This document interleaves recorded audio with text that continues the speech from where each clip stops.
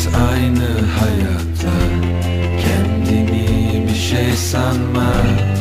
Ne kadar çok bilirsen o kadar bela başa.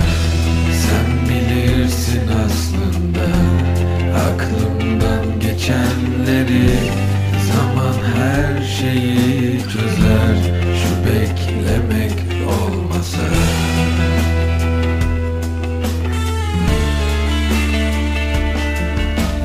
Gözlerimi açsam da sen çıksan karşıma.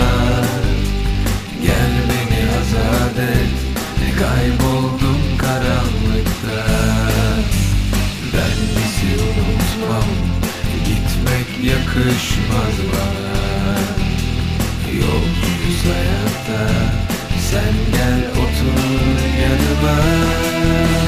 Gözlerimi açsam da sen çıksan karşıma.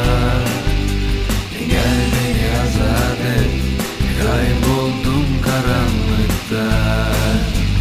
Ben bizi unutmam, gitmek yakışmaz bana. Yolcuyuz hayatta, sen gel otur yanıma.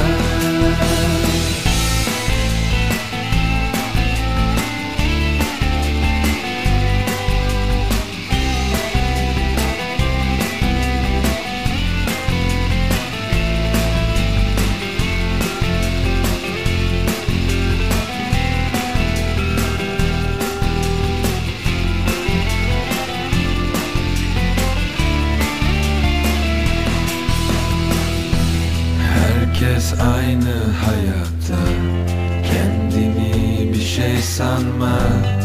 Ne kadar çok bilirsen o kadar bela başa.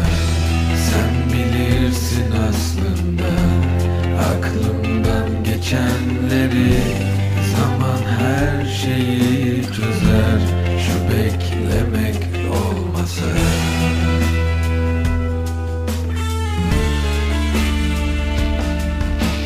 Gözlerimi açsam da sen çıksan karşıma. Gel beni azat et, kayboldum karanlıkta. Ben bizi unutmam, gitmek yakışmaz bana. Yolcuyuz hayatta, sen gel otur yanıma. Gözlerimi açsam da sen çıksan karşıma.